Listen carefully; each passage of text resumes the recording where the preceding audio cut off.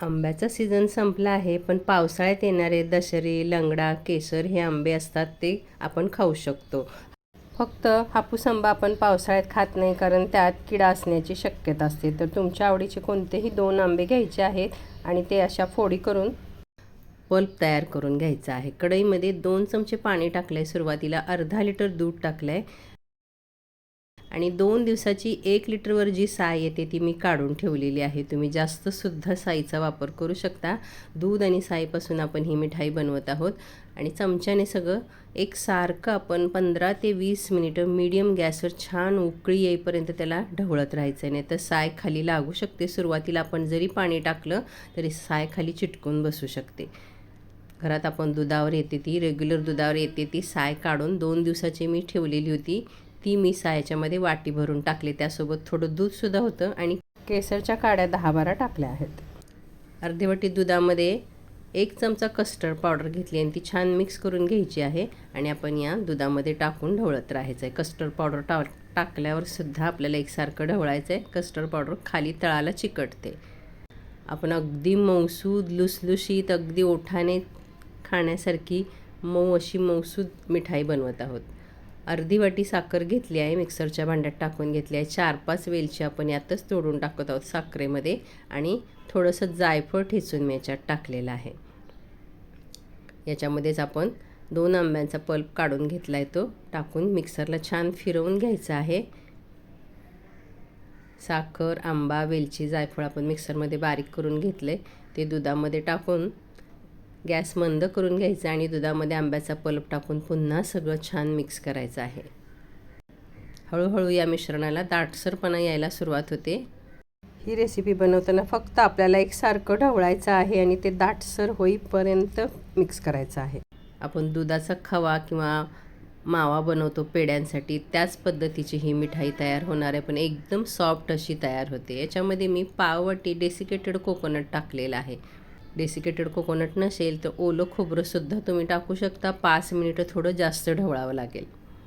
ओलं खोबरं टाकल्यामुळे ते आणखीन दाटसर होत आहे. याच्यात आपण आता आपल्या आवडीचा सुकामेवा टाकून घ्यायचा आहे. मी काजू बदामाची भरड होती ती टाकून घेतली आहे. तुम्ही पिस्ते वगैरे टाकू शकता. बाजारामध्ये अशा प्रकारच्या मिठाई हजारो रुपये किलोने असतात. आपण नेहमीच घरी बनवत नाही, पण जेव्हा शक्य आहे तेव्हा घरातल्या साहित्यात आपण अशी मिठाई बनवू शकतो आणि आपल्याला माहिती असतं आपण याच्यामध्ये काय टाकले, त्यामुळे बिनधास्त खाऊ शकतो. बाकी बाहेरचं कुठलंही साहित्य आपण वापरलेलं नाही. जर तुमच्याकडे साई नसेल तर तुम्ही अर्धी वाटी मिल्क पावडरचा वापर करू शकता आणि डेसिकेटेड कोकोनटचं प्रमाण वाढवू शकता. माझ्याकडे साय काढून ठेवलेली होती. मिठाई बनवायची असेल तर 2 दिवसाची साय तुम्ही काढून ही मिठाई बनवू शकता. पावसाळ्यात येणाऱ्या आंब्यांपैकी तुम्ही कोणताही आंबा चवीला गोड असलेला आंबा घेऊन ही मिठाई बनवू शकता. अजूनही बाजारात छान आंबे येत आहेत, तर जरूर ही मिठाई बनवा. मिश्रण थोडं दाटसर होत चाललेलं आहे. थंड झाले की ते आणखीन थोडं दाटसर होईल. एका ट्रेला मी तूप लावून घेतलेलं आहे. तुम्ही एका प्लेटमध्ये किंवा बटर पेपरवर सुद्धा हे मिश्रण पसरून घेऊ शकता. आणि आता गॅस बंद केलेला आहे. मिश्रण आणखीन घट्ट झालेलं आहे. याच्यापेक्षा जर तुम्ही जास्त सुकं कराल तर वडी आपली बर्फी आहे ती थोडीशी कडक होईल, पण आपण अगदी मऊसूद एकदम आपण कलाकंद कसं असतं त्या पद्धतीची ही मिठाई तयार होते. मी सगळी त्या ट्रेमध्ये काढून चमच्याने पसरवून घेतलेली आहे. 15-20 मिनिटं फॅनखाली सुकून द्यायची आणि लगेच त्याचे काप करून मग फ्रीजमध्ये ठेवून द्यायची. थोडीशी सुकली की आपण सुरीने त्याला काप करायचे आणि त्यानंतर मग तुम्ही 7-8 तासासाठी फ्रीजमध्ये ठेवायचे आहे. वरून सुकामेवा मी टाकला आहे. याला सुरीने छेद देऊन मी फ्रीजमध्ये ठेवते आहे 8 ते 10 तासासाठी. 8 ते 10 तासानंतर मी हा ट्रे बाहेर काढला आहे. आपण सुरीने छेद दिलेत त्याच्यावर परत एकदा आपण कट करून घ्यायचं आहे, कारण आपण ओला असताना छेद दिले होते. आता ती थोडी सुकलेली आहे.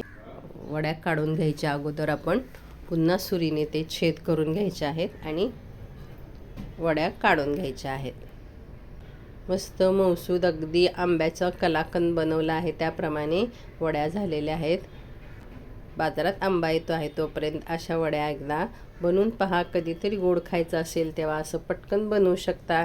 कशी वाटली आजची रेसिपी जरूर कमेंट करा. रेसिपी आवडली असेल तर लाईक करा, शेअर करा. धन्यवाद.